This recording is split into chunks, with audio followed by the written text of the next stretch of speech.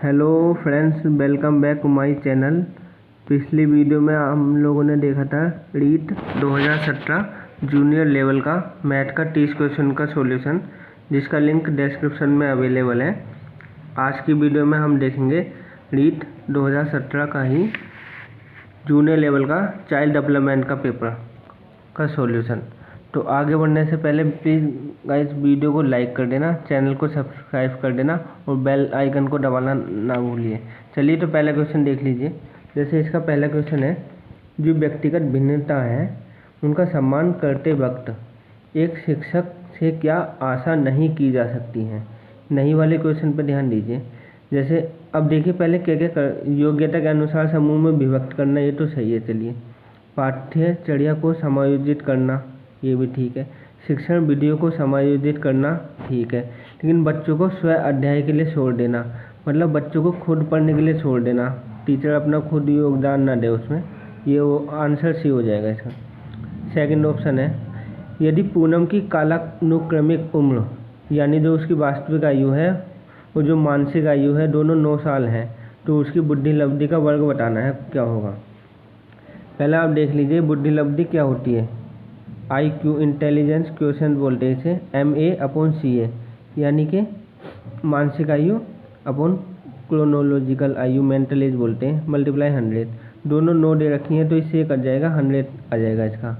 अब ये टर्मन ने इसका क्लासिफिकेशन किया था IQ का, ये आप टेबल पूरी देख लेना, स्क्रीनशॉट ले लेना चाहें इसका आप। ये आप याद कर लेना, 140 से अधिक होगा तो प्रतिभाशाली की श्रेणी में जाएगा, 120 से 140 के बीच में अति श्रेष्ठ श्रेणी, 110 से 120 में श्रेष्ठ, 90 से 110 में सामान्य है, मैक्सिमम इसी में आते हैं।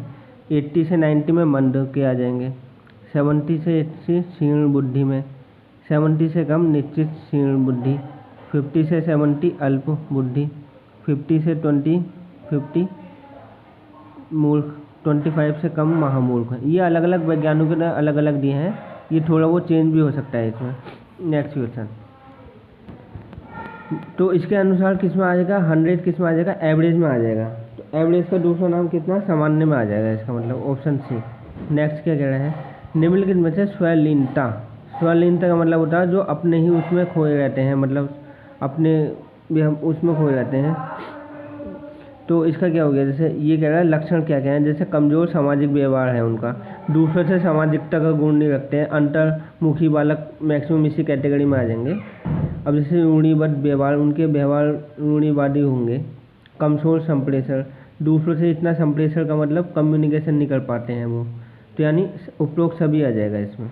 और फोर्थ क्या कह रहा है, मात्रात्मक व्यक्तिगत क्षमता, यानी ऐसी इन चारों में से क्या है जिसको हम माप सकते हैं। रूपी प्रक्रिया को क्या कहा जाता है, हर्बर्ट स्पेंसर ने बोला थी, कोटेशन दी थी, यानी वृद्धि, अभिवृद्धि तो है, हम इसको हम माप सकते हैं, लेकिन विकास को हम माप नहीं सकते कि उसका कितना विकास हुआ है। वृद्धि में सब आ जाएगी तुम्हारी, मतलब हाथ पैर की लंबाई जो है ये सब वृद्धि में ही आ जाएगी। नेक्स्ट क्वेश्चन क्या है, जैसे किशोरावस्था में एक बच्चे के उचित विकास के हेतु माता पिता और शिक्षक निम्नलिखित कार्य कर सकते हैं। तो ऐसे 4 ऑप्शन दे रखे हैं, ठीक है। पहले आप एक कोटेशन देख लीजिए, किशोरावस्था का टाइम काल क्या होता है, 12 से 18 वर्ष होता है लगभग। तो इसमें एक कोटेशन स्टैनले हॉल ने दी थी, ये कोटेशन कई बार रिपीट हुई है, यूपी टेट में भी आई हुई है 2019 में ये वाली। इन्होंने बोला था किशोरावस्था बड़े ही संघर्ष, तनाव, तूफान और दबाव की अवस्था है, ये याद रख लेना आप। तो इसमें मतलब सामाजिक व्यवहार करना चाहिए बच्चे के साथ, माता पिता को एक, जैसे पहला ऑप्शन लिंग शिक्षा का उचित ज्ञान देना चाहिए बच्चे को, उचित वातावरण प्रदान करना चाहिए, एक मित्र के माफिक उससे व्यवहार करना चाहिए, परामर्श मार्गदर्शन सेवा की व्यवस्था करना यदि आवश्यक हो। तो ऑप्शन डी। नेक्स्ट क्वेश्चन, निम्नलिखित में से कौन क्रियात्मक शोध से संबंधित नहीं है। इससे संबंधित एंडरसन है क्रियात्मक शोध से, तो इन्होंने पूछा कौन सा नहीं है। ये देख लेते कौन कौन से हैं। यह व्यवहारिक समस्या का समाधान करने में सहायक है, यानी जो व्यवहारिक प्रॉब्लम होती हैं हमारे सामने आती हैं उनका सॉल्यूशन इससे हो जाता है। त्वरित मतलब एकदम से, चिंताजनक समस्या के ऊपर यह केंद्रित है, मतलब कोई भी त्वरित होता ना, नेक्स्ट यह रचनात्मक प्रतिक्रिया देता है, जैसे उद्देश्य और प्रणाली में खुला परिवर्तन होना। तो ये तीनों तो सही है, ये बोला नहीं। तो क्रियात्मक शोध सिद्धांत निर्माण में सहायता करता है, इसमें नहीं करता ये।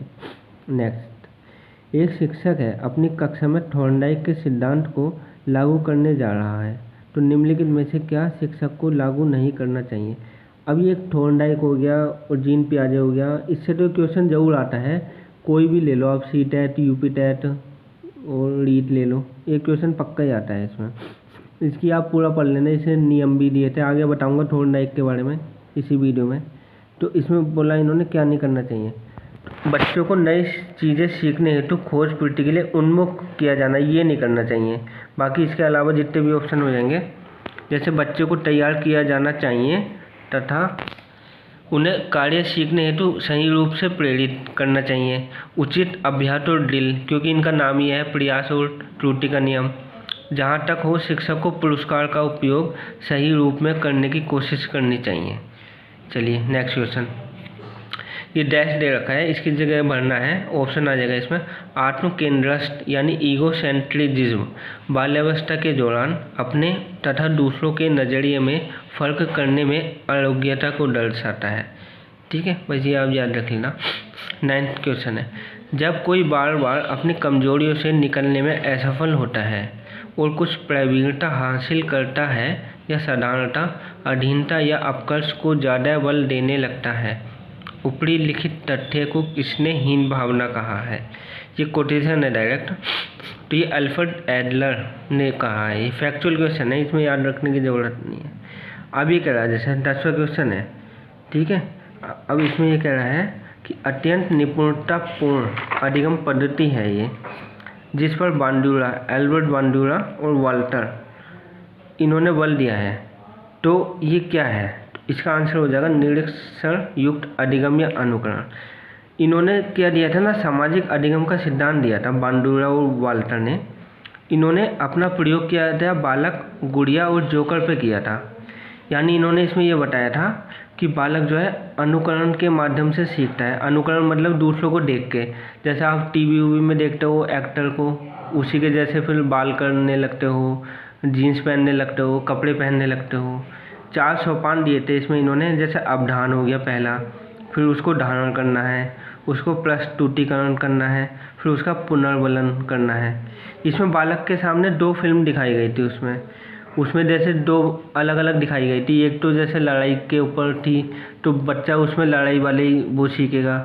एक दूसरे टाइप की थी, तो उसमें वो सीखेगा। यानी बच्चा क्या है ना, फिल्म के माध्यम से भी सीखता है, जो उसके सामने चल रहा है ना, उसी के माध्यम से सीखता है।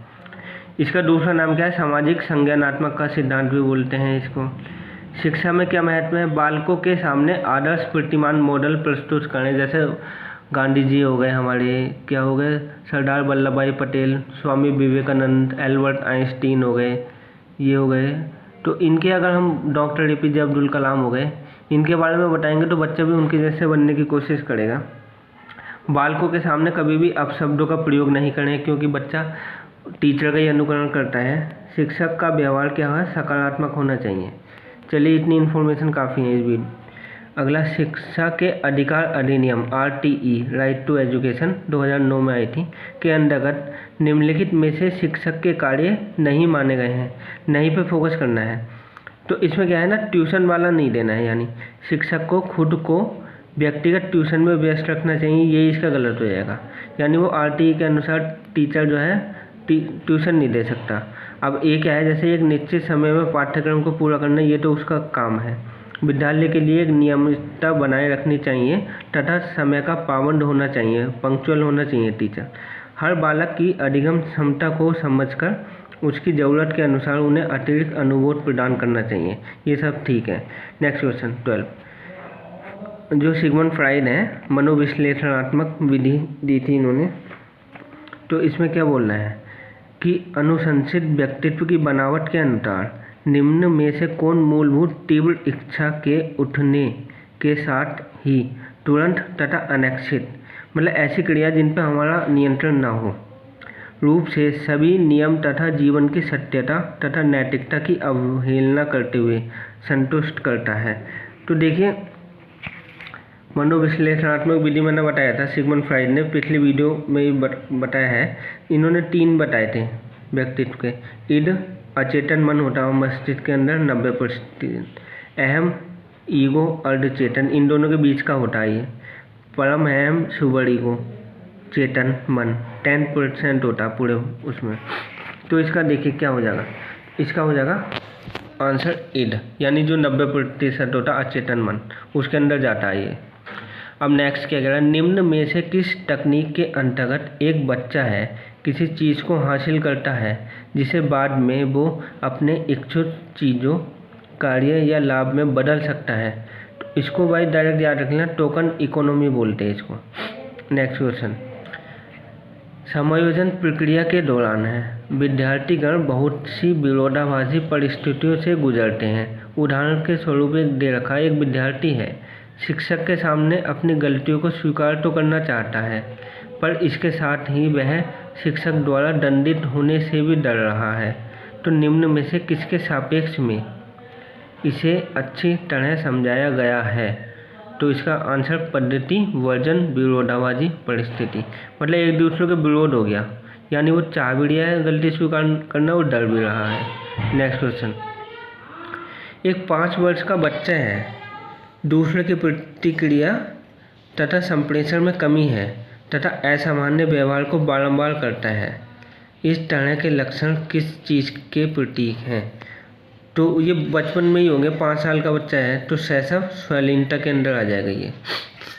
नेक्स्ट, अब देखिए ये आपने सुना होगा शायद, किशोरावस्था है में ऐसी आदत है जिसमें खुद को भूखे रखने की प्रकृति है, ये ज़्यादा बालिकाओं में पाई जाती है। ऐसी अवस्था को क्या कहा जाता है? यानी उसमें क्या होगा, वो चाहती हैं कि अगर मैं ज़्यादा खा लूँगी तो मोटी हो जाऊँगी, उसके डर से डाइटिंग पे चली जाती हैं ये। तो उससे एक अवस्था बोलते हैं उसको, तो उसको एनोरेक्सिया नर्सोवा बोलते हैं उसको। और ये देखिए ये मेंस में भी होती है, मतलब लड़कों में भी, तो उसको बोलते हैं बुलिमिया नर्सोवा। भोजन संबंधी विकार है जिसमें वजन घटने के डर से बालक आवश्यकता से अधिक खा लेता है जिससे मोटा हो जाता है वो। ये 2 प्रकार हैं अलग अलग। अगर बुलिमिया के नाम से आए तो याद रख लेना बालक है, क्योंकि ये बै है, बै से बै बालक, ठीक है। और ये हो गया बालिकाओं का, क्या हो गया, एनोरेक्सिया नर्सोवा। नेक्स्ट, ये कह रहा है निम्नलिखित में से कौन सा शब्द है दूरदर्शिता के लिए दिया गया है?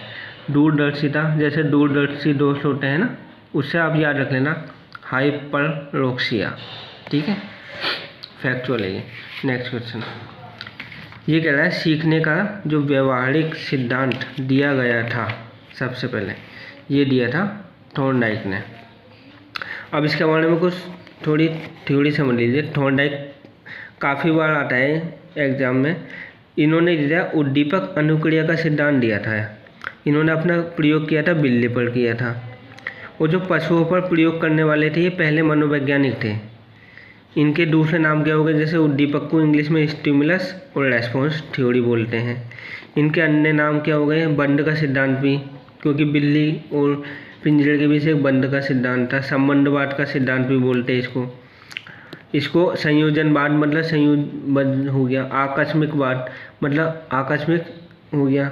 आवृत्ति का आवृत्ति मतलब रिपीटिशन, एक चीज़ को बार बार करना, ठीक है। प्रयत्न व भूल का प्रयत्न मतलब प्रयत्न करते रहो भूलने का। प्रयास व त्रुटि का मतलब प्रयास करते रहो और गलती कम होती रहेगी। और आगे इसमें क्या कहता है, थॉर्नडाइक ने एक प्रयोग किया था बिल्ली पर, उसमें पिंजरे में बंद कर दिया था बिल्ली को और बाहर रख दिया था उद्दीपक। उसे प्राप्त करने के लिए बिल्ली ने क्या किया, उछल कूदी अनुक्रिया की और प्रयास किया उसका। उससे कई बार त्रुटि भी हुई है, पिंजरा नहीं खुला, उसने बार बार पुनः प्रयास किया।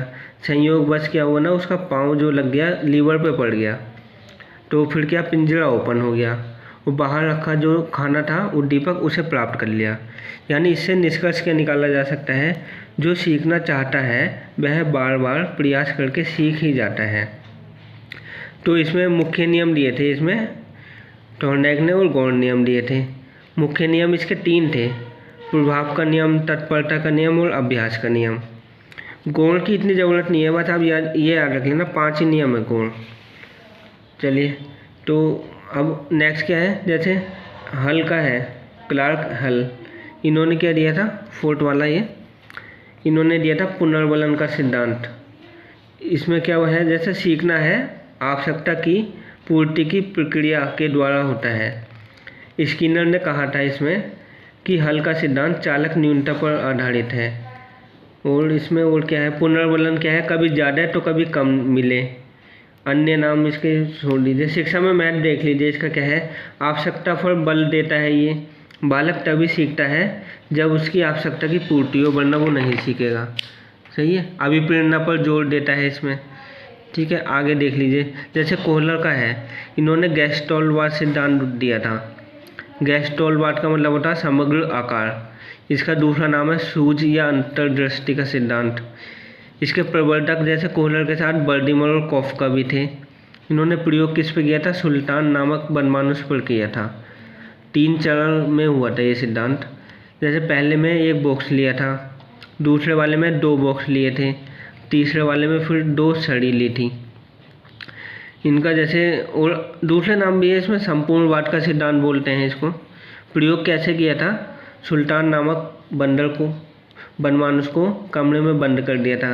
1 बॉक्स रखा हुआ था, कुछ ऊंचाई पर लटके हुए केले थे, तो उसको क्या सूझ आई अपने दिमाग में, संपूर्ण आकार का निरीक्षण किया उसने देखा बॉक्स पर चढ़ के मैं केलों की प्राप्ति कर सकता हूँ, तो ये तो पहला हो गया था। फिर सेकंड में किया गया, उसमें सुल्तान को कमरे में बंद कर दिया। अब 2 बॉक्स रख दिए और अधिक ऊंचाई पर लटकते केलों की ऊंचाई थोड़ी बढ़ा दी। फिर उसने फिर आकार का निरीक्षण किया, अपनी सूझ का प्रयोग किया, बॉक्स पर बॉक्स रख दिए, दोनों को ऊपर नीचे, केलों की प्राप्ति कर ली। तीसरे वाले में किया गया था, इसने सुल्तान को ही कमरे में बंद कर दिया था, बाहर रखे केले ठीक और 2 छड़ी दे रखी थी, संपूर्ण आकार का निरीक्षण किया पूरे कमरे का। परस्पर उसने क्या किया, दोनों छड़ियों को जोड़ लिया, केले की प्राप्ति कर ली। तो इससे निष्कर्ष ये निकाला गया कि समस्या अगर सामने आती है तो समग्र भाग का पहले निरीक्षण करो उस चीज़ का, फिर सूझ का प्रयोग करो, समाधान करो उसका, समस्या का अवलोकन करो, विश्लेषण करो। अगर इसका शिक्षा में क्षेत्र में देखा जाए, इसका समस्या समाधान विधि की उत्पत्ति यहीं से हुई है। खोज विधि भी बोलते हैं क्योंकि इसमें खोज निकाला था उसने अपना, अवलोकन बोलते हैं इसको, और विश्लेषण विधि बोलते हैं।